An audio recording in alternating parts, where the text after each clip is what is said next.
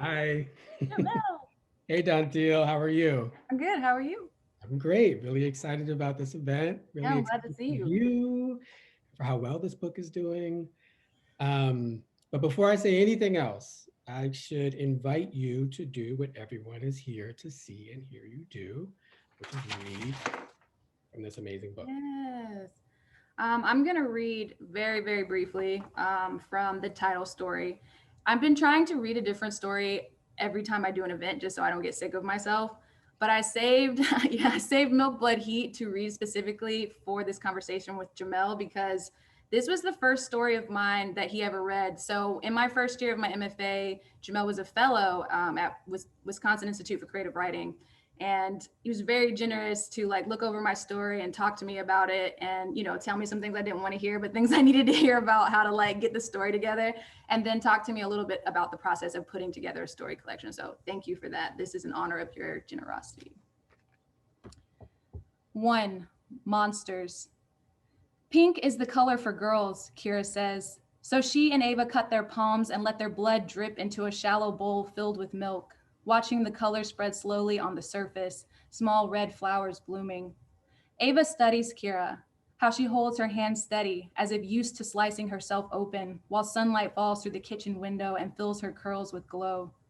Her mouth is a slim, straight line, but her eyes are wide, green yellow, unblinking. Strange eyes, Ava's mother always says, with the same pinched grimace usually reserved for pulling plugs of their hair from the bathtub drain.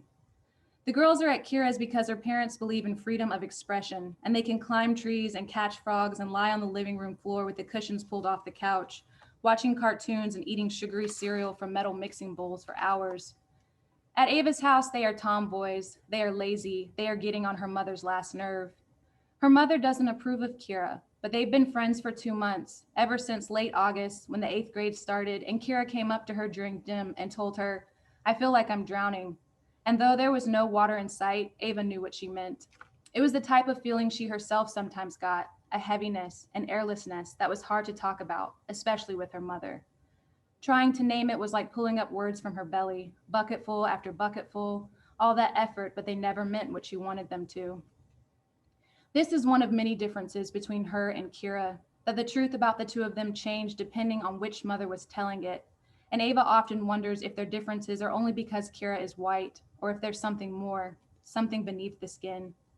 This year, she's become obsessed with dualities, at looking at one thing in two ways. Kira's eyes, strange and magic, her own sadness, both imaginary and pulsating.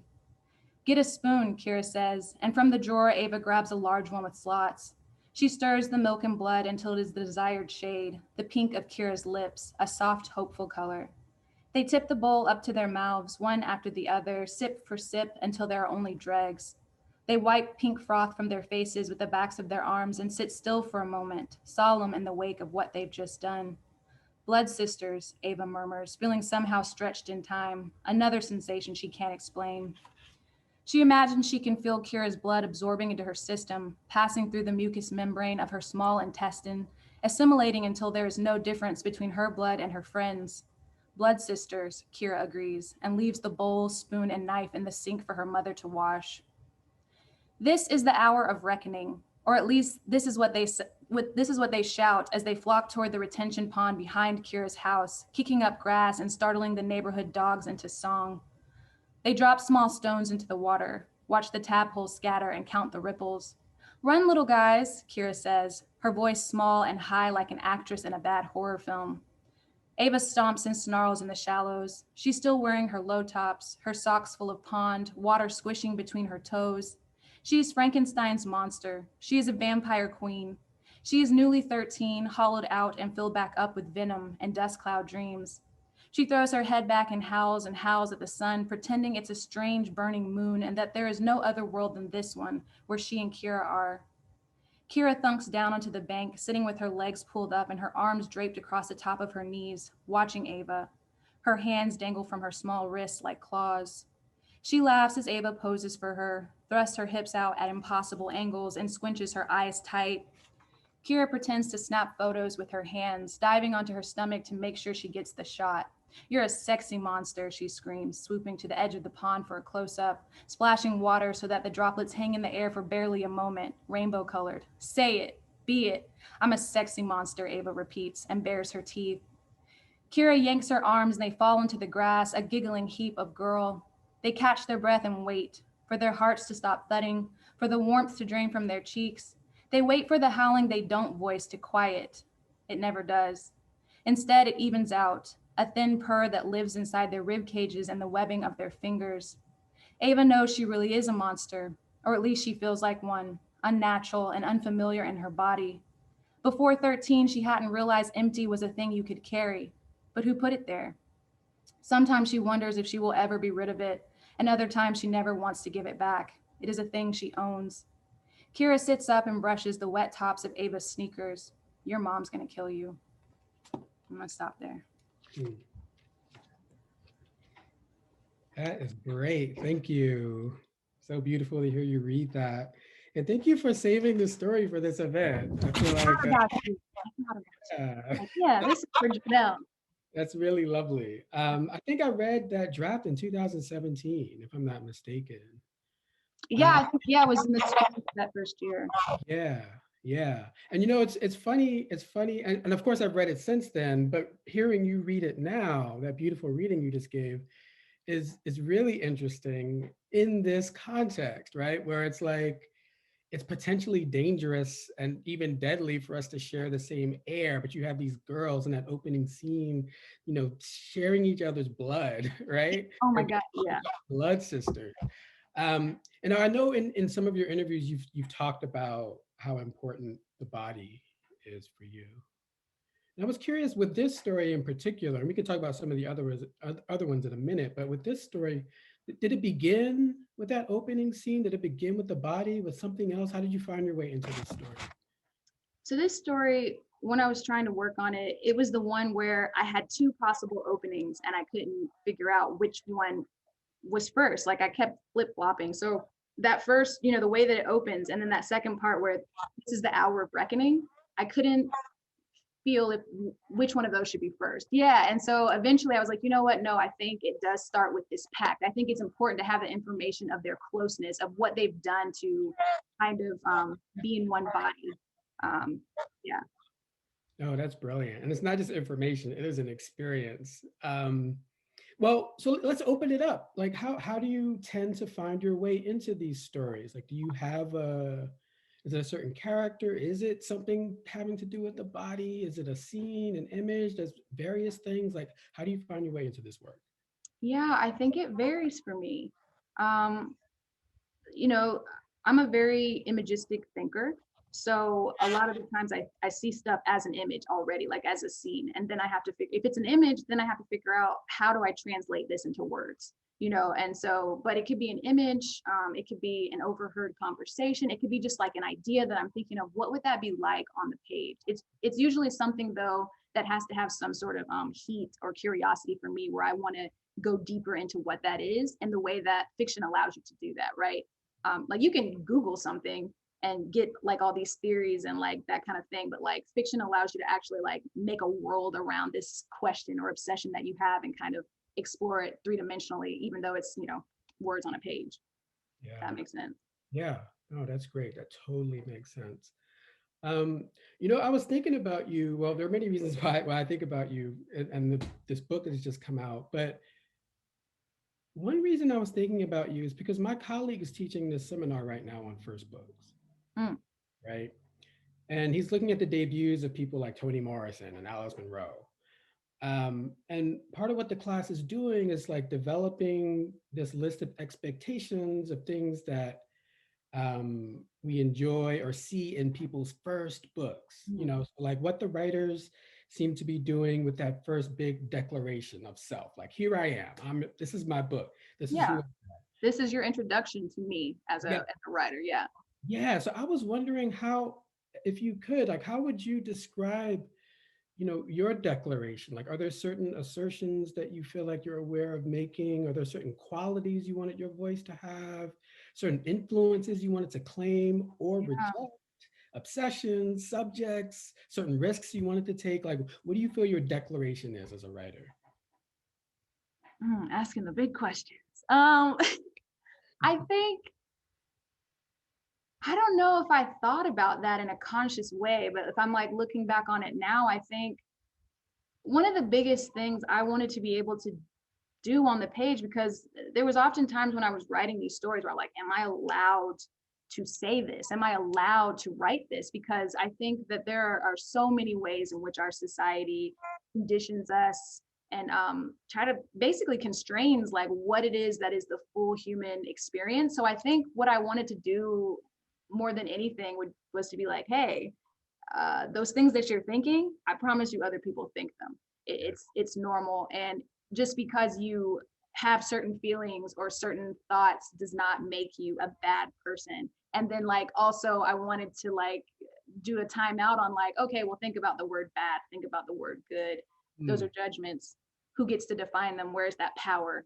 I think I especially, and I stop me if I'm not answering your question, because I do this so often, but in terms of defining things, I thought a lot about, for example, in our real life, think about how Trayvon Martin, the media treated Trayvon Martin versus how the media treated like Dylan Roof. I'm thinking about in terms of like the definitions for who those people are and who got to define that and how did that, play up in the world around it. So I'm really wanting to explore those kind of subjective things that you're made to feel as if they're not subjective, as if they're law, and that's not true. Yeah. Yeah, no, that's great. That's great. It's a perfect answer to my question, actually. Thank you. Um, so we talked about like your entrances into the story. Yeah. I kind of maybe want to talk about the exits. A lot of people have commented on your endings and how striking they are. And I just wondered if you could talk about what an ending means to you, like what you want your endings to do, how you find your endings, just endings. Riff on endings. Yeah. So first of all, when a story, like when I've collected enough ideas, enough seeds to like be like, oh, I think this is a story, usually the endings and the beginnings come to me. And even if a beginning doesn't come to me or like I'm unsure, the endings are the thing where like I know kind of where I want to get off the train at, if that makes sense. So then it's just a matter of either writing to that ending, or if it's a beginning and an ending, connecting, working my way through connecting them. But as far as endings, this is what I love about the short story form is I like to think of endings as windows rather than like exits, because I like the idea of these characters inhabiting real space and time and being living off the page. Like I love it when an author gives you enough in the story to kind of infer what the next steps for those characters are. And I think that's almost more striking to me than just telling me what happens to the character, is like giving me enough information to know that, oh shit, it's not going well for them. Like I know the next thing they do is gonna have them be in more trouble than where they're at. And that's so sad and that's like so real. And I think I can understand where people come from when they're like, stories in too soon or they're abrupt or whatever. And it's like, but you have to do a little bit of work and you have to pay attention a little bit more usually in a short story. And I like that. Yeah, no, I love that. I love that too. And I love the idea of windows, Yeah. exits. That's really nice. Um, so speaking of, just the the variety of characters that we're introduced to in the collection, I've kind of like, I don't know if this is a silly question, but I was asked this question once at an event, and I thought it was interesting and kind of fun. So you have all these different characters, Mhm. right? All these women and girls, a couple of dudes in there, moms, daughters, Yeah. and I'm not exactly asking you to play favorites here, but I sort of am, but sort of not. Okay. I'm curious to know if any of these characters are especially dear to you for any reason, like a character you're really fond of, or that you find yourself still thinking about or wondering about. Yeah. Um, See now it's I have to go in my head. I'm like, well, who did I write? Who did I have on the page here? Um, I think about Raina a lot. Mm, She is the main character in the story Feast.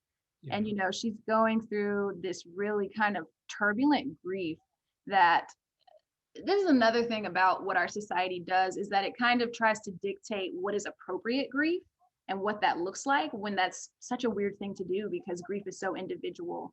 and it's not something that is just like on and then it's off after a certain, time period that you've decided. So I think about her a lot because, especially in that last scene that we get, what she ends up finding comfort in, like the ability to know that she's going to heal is such a kind of Mm. destructive image. Mhm. Um, and I was thinking about where you have to be in your life to find comfort in that. And I think about her because I'm like, okay, my sense of it at the end of it is that she's going to be able to be okay. But Yeah. like, her whole life is going to be different. And it makes me wonder like what her relationships will be like going forward in her life. So yeah, she's one that I think about. And then I think about Fred Yeah.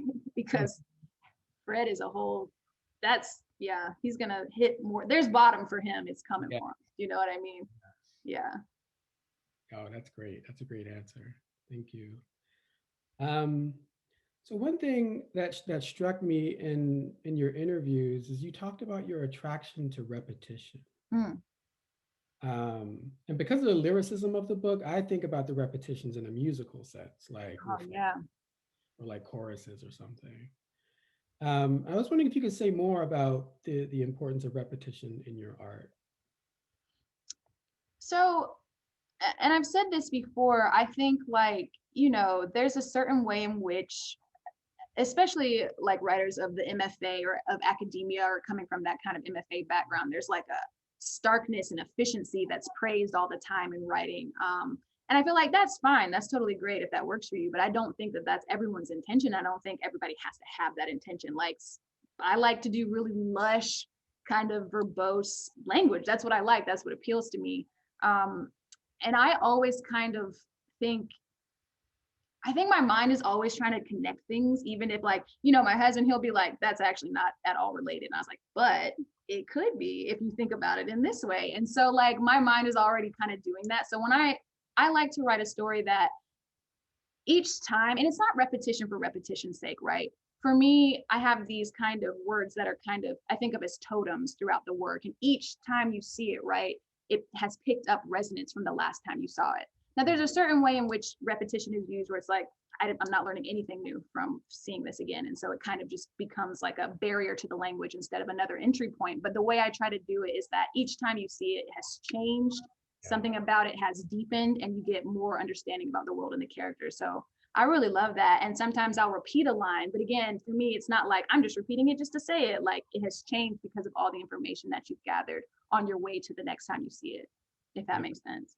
No, it does. Repetition with a difference, right? Which is very Yeah. musical, Black music in particular, Yeah. right? No, that's great. Um, Kind of staying on the subject of music, I had another hopefully fun question for you.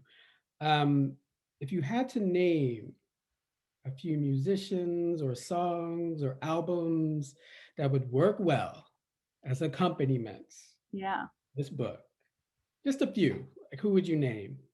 Because they fit with the book because of theme or image or mood or whatever. Yeah. Yeah. I actually love the idea of thinking of short story collections as albums anyway. You know what I mean? It's like when you're experiencing an album, it's not like all of the songs are the same, but they're all different angles to add up to this fuller picture. Which is one of the reasons why when people are like, I don't like short stories, they're all different. I was like, but they're not really. Even if the link isn't there, there's the same characters. There's other links. There's other things that constitute links, and we need to be more considerate of that. But I actually did a playlist for Large Hearted Boy when it came out. So I had to think more specifically about this question. And I'm going to pull it up because I don't remember ever anything that Yeah. anybody ever asked me. But yeah, so I picked, so what I chose to do was I picked one song for each story just so I could like think about this would be the mood of that story. Like, so for example, for Feast, I chose Bag Lady by Erykah Badu. I thought that was like the perfect song because it's all about baggage and what you have to put down and so you can order, so you can keep moving. And I think that, Raina in that story is experiencing such, I mean, she's carrying so much in, this miscarriage that like she's unable to like see like all that she's carrying. So that's one song that I chose. And then for The Loss of Heaven, actually, I chose It's a Man's World, which it's just sung by James Brown. However, I chose a cover for it that's sung by Etta James because you know, most of the time when people come to me for that story, they're like, oh, it's the one story that's a male protagonist. I was like, that's true, but actually it's still about the women in that character's life, because this character is like, I have this power and this is how I'm wielding it, but really it's all controlled and based on his wife and the bartender that he's, you know, formed this attraction with. So I thought that was a really, it was a cool way to be like, it's a man's world but sung by a woman, because like, who's really in control? Yeah. They just don't want you to know that. And then I'll do one more. So for like the Hearts of Our Enemies, I chose Sex and Candy, but also a cover by Unions, which kind of turns the song into this kind of like more haunting type of tune, that I felt like really went with what was going on in that whole story. So like, if you wanted to check that out, it's available online. And like I said, I've had a whole list for all of the stories, and then the bonus track, which is Fuck Donald Trump, because fuck Donald Trump. And yeah, I was writing these stories mostly during the 4 years of his presidency, so you know what I mean, it's all tangled up in there too. Yeah, no doubt, no doubt. I love the album metaphor Yeah. for collections. I tend to think of collections that way too. And so albums make me think of like sequencing and order. And I would love for you to talk about the order, how you decide, how you and your editor, I assume, Yes. Yes, because decided on the order for this collection, where to start, where to end, of course, but also what kind of journey you wanted a reader who reads this from beginning to end, as they should, what kind of journey you're taking them on. yeah, and you know, you also talked to me about this that time we met up in Madison in that coffee shop, about like what was your process of putting things together. But like, I don't think, at least for me, it wasn't a natural consideration. Like when it came time to be like, okay, what order do we want to do these stories? I was like, you know, like, I don't know. Like I knew kind of, and again, this might go with my whole thing, but I knew I wanted to end with an Almanac of Bones. There's Yeah. just like a way in which this note of hope kind of reverberates through that last line, and like I wanted that to be the last line, you know, and men would pay money to see. I was just like, oh, that's just a fire ass last line, honestly. So there's that. But then like, as far as everything else, I didn't know as much, but thankfully I have an amazing editor, Katie Racian, and she kind of was like talking me through stuff, because at first I wanted to start with Outside the Raft, but then it was like, oh, maybe that's a quiet story to kind of get started with. What about starting with Milk, Blood, Heat? And so my reservations for that were kind of like, oh, you know, that story's a little intense. Like, what if isn't that too intense to start out with? And then my agent, Meredith Cathell Simonoff, weighed in, and she was like, well, you know, when Nana was putting together Friday Black, you know, it starts with the Finkelstein Five, right? Which is you know, an intense story. Mhm. And she said that what he said was, you know, if a reader is coming to my book, I want them to know what they're getting into and decide to continue on anyway. And that made so much sense to me. And so it kind of like shot down all my reservations about starting with that story. But then for the rest of the collection, I'm thinking of, honestly, to me, I think that they all naturally go into the next one. Like for my example would be for like the second story in the collection is called Feast, right? And then you get that ending image, and then the very next story is Tongues. And so it's like located in the same parts of the body, and then like the arc kind of goes like that. And again, these totem words that I'm using, each time you see it, it's like built, built, built from the information you got from the last story until you get to the end. And so like that's kind of how it all started coming together. Yeah, no, that's great. Thank you. Um, I'm going to start taking audience questions in like 15 minutes. So please, you know, put your questions in the Q&A. But Dantiel, I have a couple of New York Times by the book style questions for you. All right. And speaking of feast, you're throwing a literary dinner party. Oh my God, why? What three writers, living or dead, are you going to invite? But I'm going to add something they don't do. What's the main dish? And what drink are you serving? Oh shit. Mm-hmm. Jamel, how dare you? I know. Wait, what was the second one? What's the dish and then what's what? What drink are you serving? What drink? Margaritas, that's easy. Okay. Huckleberry. With salt, there's no option for sugar on the rim, okay? You should do it with salt. It could be a sweet margarita, but it still needs salt. So margarita, so with tequila, we're having tequila, or palomas. I like palomas too. Okay. And we would eat, I feel like I always want to say like fried chicken, but we could do fish and grits. We could do a plant fish and grits, right? I think it's just such a comforting, grits are just always it. I know like Northern people are like grits, but like seriously, you should have somebody Southern make you some grits. That's number one. And then I feel like I'm gonna be so boring because I want to talk to Toni Morrison and James Baldwin and like, oh my God, who's the next person I would invite? You can come. Me? You can come to the party. Wow. I feel like they wouldn't even let me in the door, but thank you for inviting me. I can't. So yeah, that's my cop out. You can come. Thank you. I'll take the cop out invite. I'll take the Yeah. cop out invite. Thank you. Thank you. That's great. Um, I thought this next question will be a chance for you to give a shout out to some other writers. Yeah. This is also a New York Times style by the book question. What books do you have on your nightstand right now, either that you're reading or about to read? Yeah. I'm once this is all kind of like quieting down a little bit and then I'm not teaching because right now I'm mostly reading what I'm teaching. Yeah. Which I just finished teaching Revenge by Yoko Ogawa is a translation, and I really wanted to kind of like get away from America a little bit, and the only way I can really do that right now is through reading. So I wanted to be like, okay, let's decenter America and American literature and read this. So that was really interesting. It also, you know, I've gotten that my stories are dark, like a lot. Like that's one of the main things people say. But when I was reading that story collection, I was just thinking like, oh, Americans really, their idea of what darkness is really child's play, honestly. Like because there's like this creepiness and this like pervasive hauntingness that I was experiencing in reading that translated literature that I thought was really cool. But so people that I'm excited to read soon, Donnie Walton has a novel coming out, Opal and Neb. I hear that's like a knockout. I got an early copy, so I'm super excited to read that.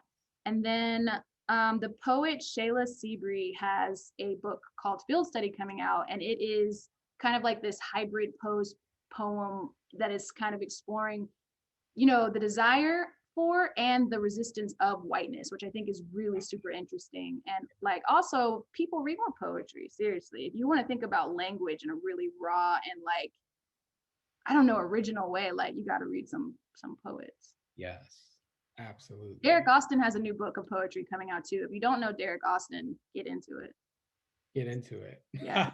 Well, since you're starting to name people who are part of our Madison crew, I thought we would pause the questions for a second and just give a shout out to Sarah Fuchs, who's in the I was going to.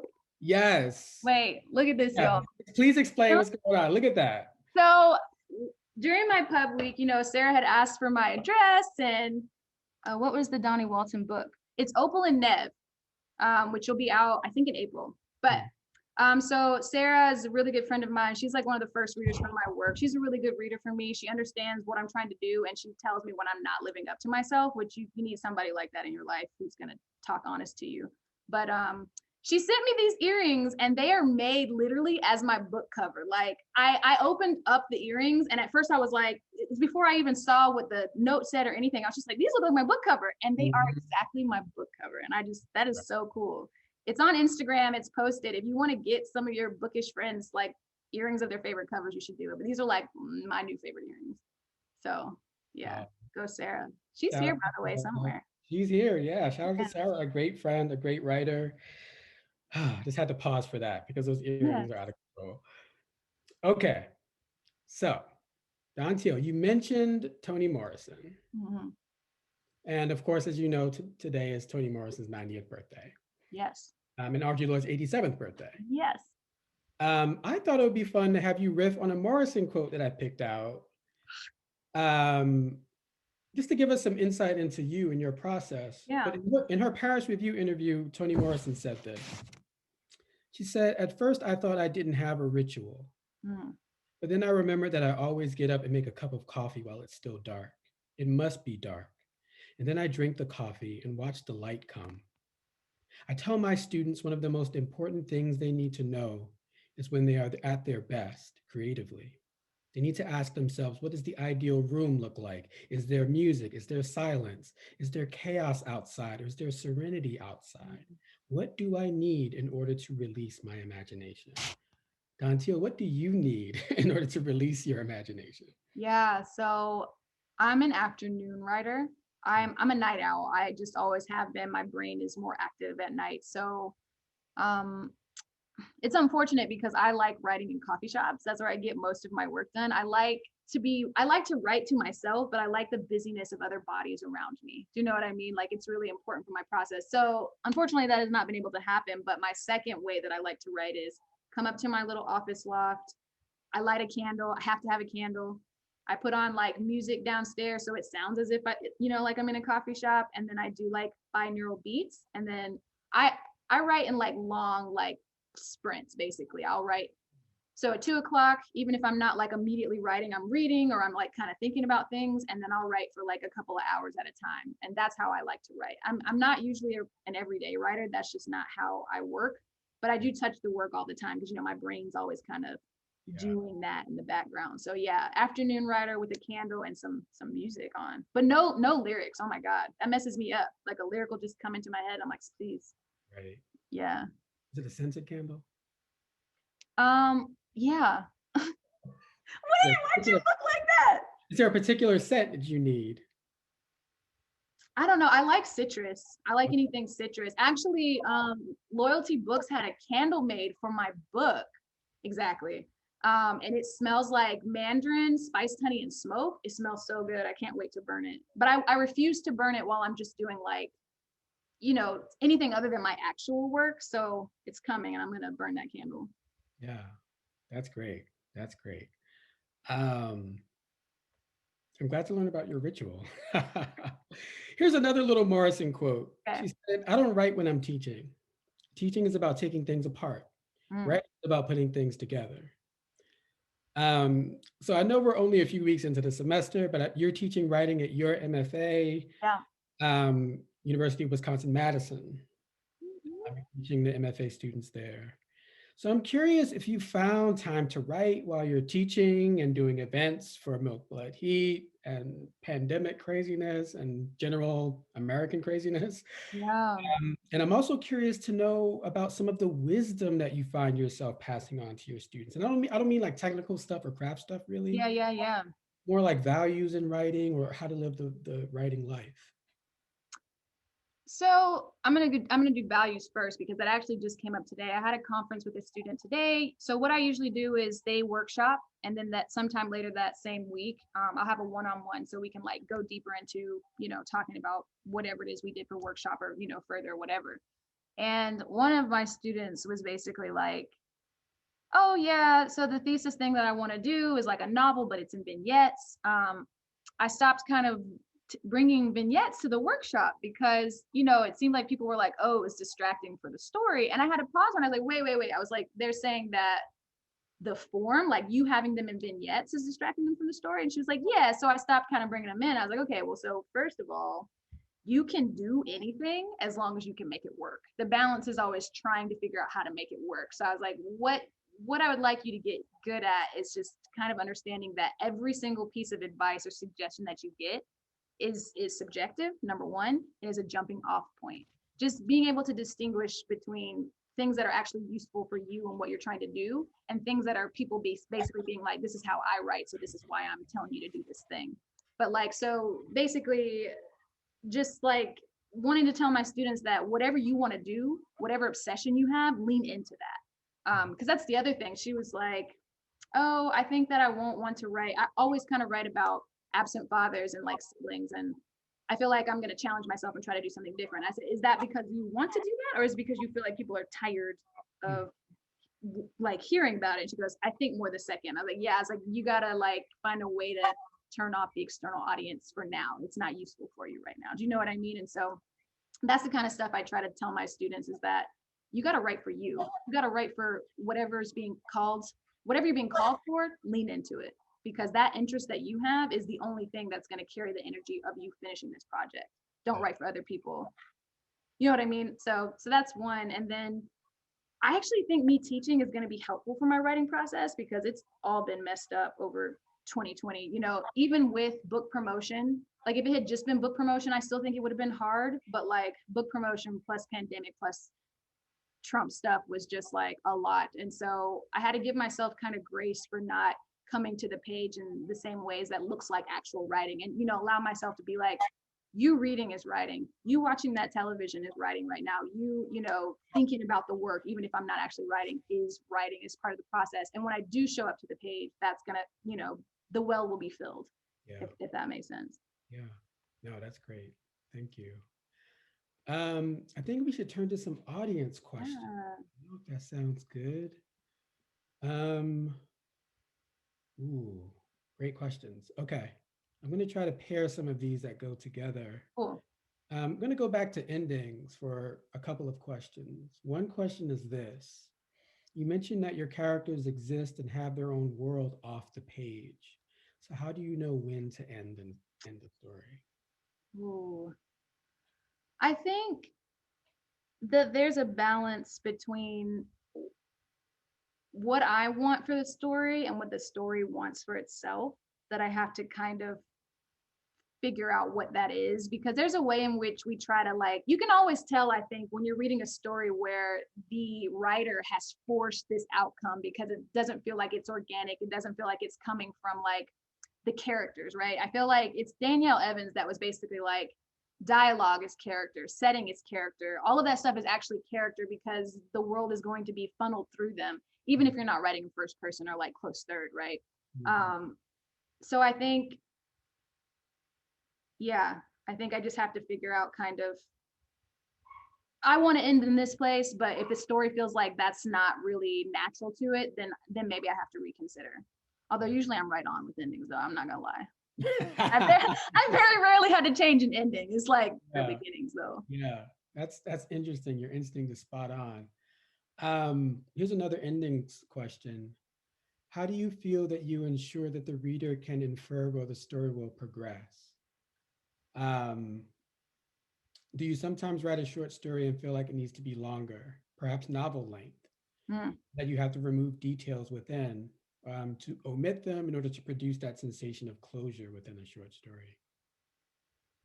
No, I've never, so far, I have not written a short story that I was like, this should be a novel. Although people have definitely been like, this should be a novel. And I'm like, no, no, no, no, no, no, no, no. No. Yeah, but yeah, sometimes something has had to be longer. Like if I kind of conceive of it as this like kind of shorter piece, and then I realized that like you're asked, like what's in the question is, I don't think all the pieces are there for the reader to make those inferences. Now there is the part where I was talking about where you do have to pay attention, you have to be gathering these clues as you go. Sometimes that's like, you know, once you get to the end you realize how everything was adding up. But like if those pieces I don't think are all aligned yet, then I'll go back and make it a little longer. But like, I don't know what it is. I generally write somewhere between 3,000 and like 4,000 words, something like that. I know your stories are not like that, Jamel. No, they're not. I feel shame right now, but that's okay. That's okay. It's all good. Yeah. Oh gosh. No, thank you. Tia Clark is in the house. And this is Tia's question. There's so many pairs in this book: mother, daughter, friend, friend. And you just talked about in this conversation bad, good. Tia is wondering if you have any thoughts about duality in the short story form in particular, or if it's thematically intentional or just a mirror to life or something else. No, yeah, thanks, Tia. And Tia is also UW like alum, like family, so great. Yeah, so for the way, okay, so I've had a lot of people be like, "Oh, do you think of this collection as linked? Because you know the characters aren't the same." And I 100% think of this collection as a linked collection. Obviously, it's not in the characters, but I do think of this story as kind of like mirrors and echoes throughout the whole thing. You have these like pairings that are looking at the same question and just kind of like flipping it around to the other side. So yes, was intentional. Not at first, because it took me a few stories to realize that I was writing a collection. Because at first I was like, you're writing the same shit over and over and just calling it different shit. And that's not what people do, but that is what people do. Like that's what people do. Like we have these kind of cyclical minds. You know, we have habits as humans. We go back to the same thing over and over and over until it's resolved. And it's like sometimes you can't resolve those things. That's the nature of life. And so, yeah, it was intentional to like have these kind of be in conversation with each other in that way. Yeah, no, that's great. Michael Julius wants to know if there were stories that didn't make it into the collection that maybe Yeah. you were really attached to, and how did you decide to make the cut?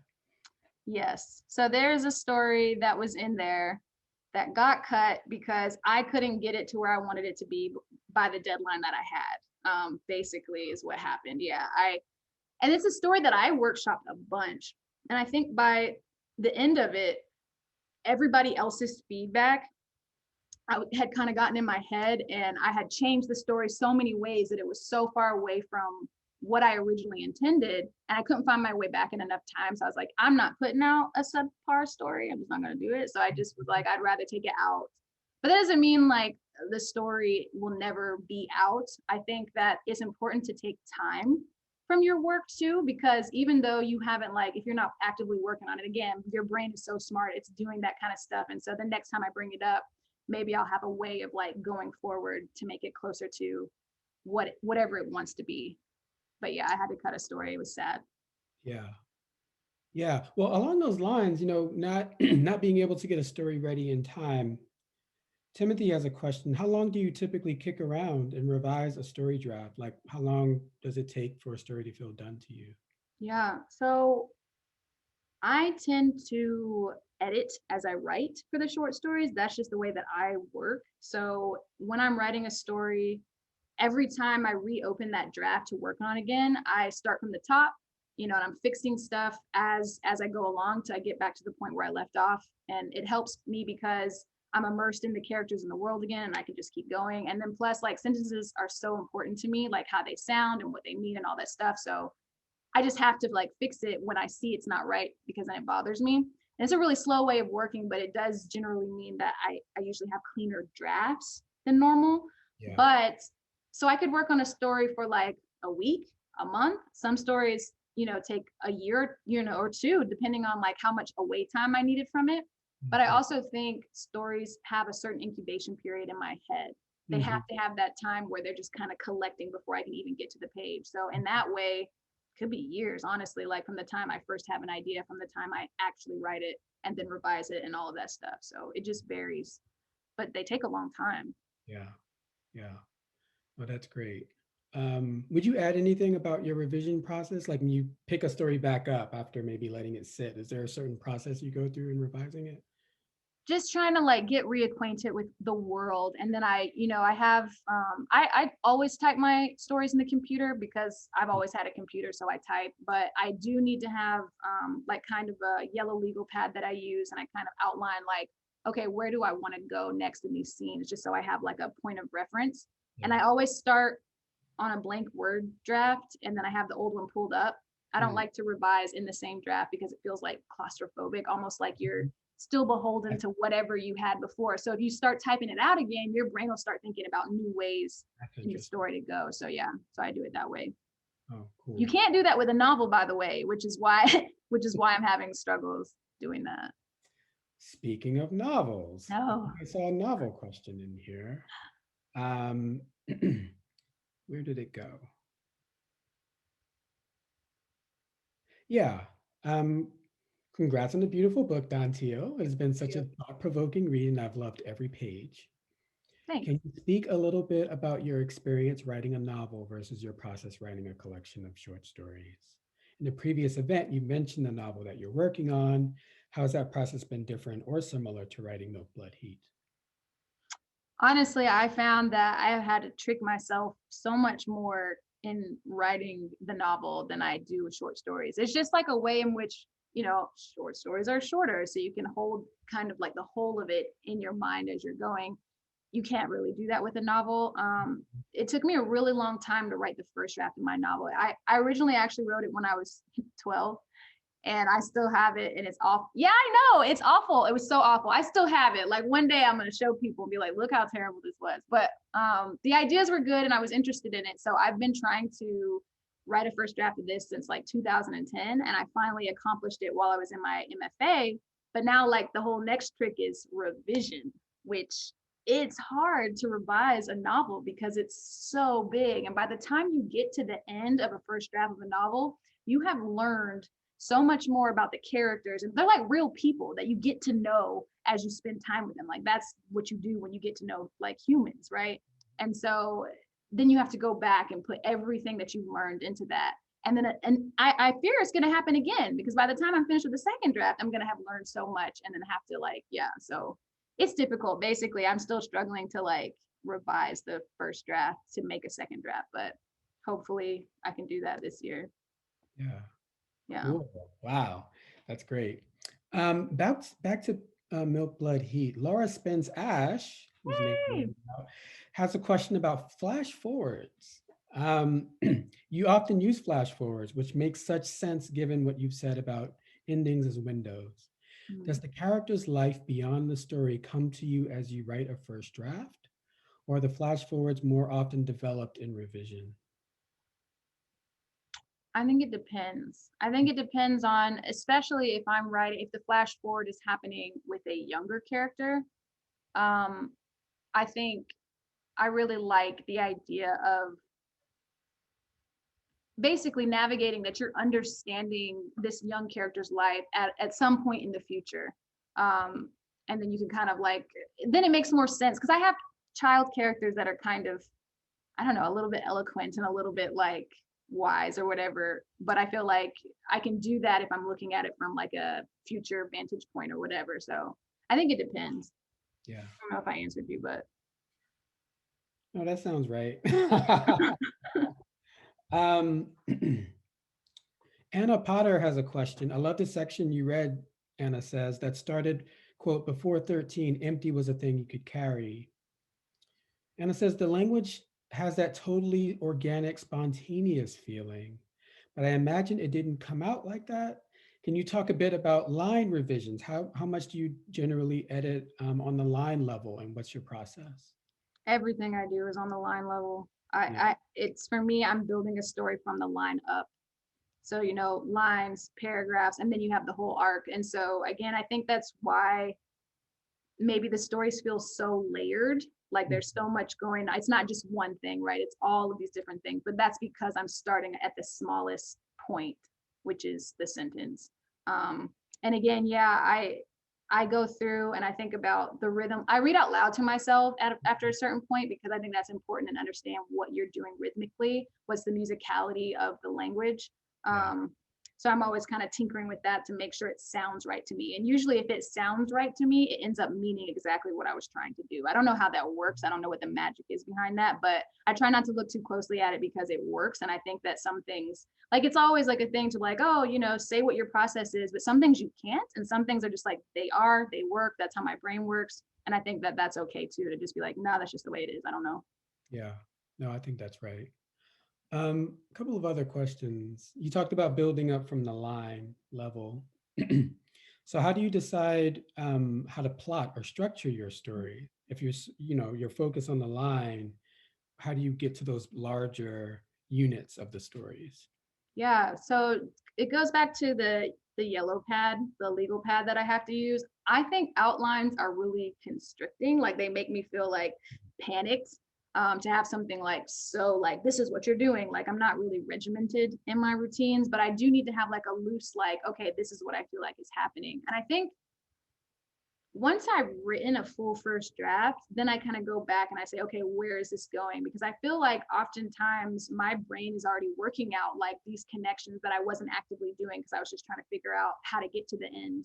Um, and so it's just going back and making those places clearer and like kind of uncovering them a little bit in a way that makes sense for the story. And that will make sense for the reader once they get to the end of the line. Yeah, no, that's great. Um, we have a couple of questions here that are similar, but I'm curious to see if you would give the same answer to them. So one question is, what is a morsel of wisdom or inspiration you have for a young writer? Mm. The other question is, what advice would you give to your younger writer self? Mm.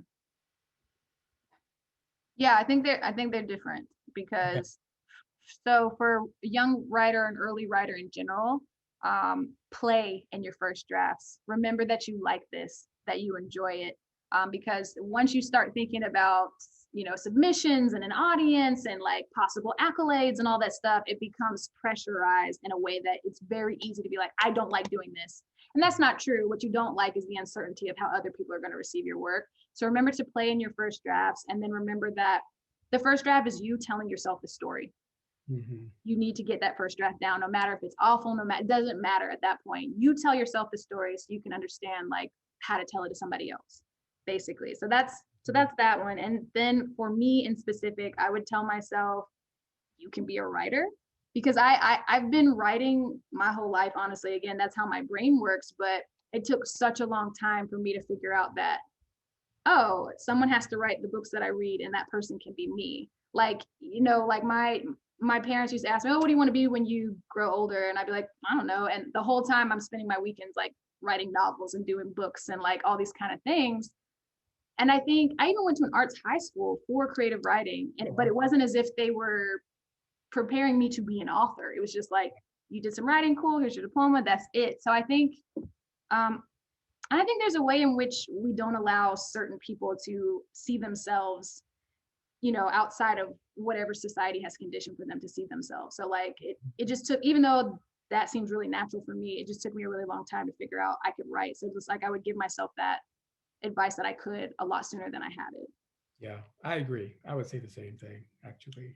Yeah. Yeah. Um, you're gonna love this question. Can you talk about your relationship with your editor at Grove? Your acknowledgments seem to point to a strong connection. How did that help you as you went through the publishing process? Yeah, it's really lovely working with Katie. I'm going to be honest. Katie is somebody who understands my work, which that's the number one most important thing about when you're getting in these conversations about someone taking your work into the world. It's because if someone doesn't understand where you're trying to go, they can't help you get there. So it's very important to like have somebody that gets that. That's number one. And then number two, I don't know, I feel like Katie is like such a similar person or energy that I have. So she gets me on a human level and she gets my work. So it's just like, I don't know, it's like talking with a friend about the work, which is like my favorite thing about doing the work in the whole first place, is talking about the work. So it's a phenomenal experience. Yeah, I've been really lucky, I think, with my whole team at Grove, my agent. It's been really lucky. Yeah.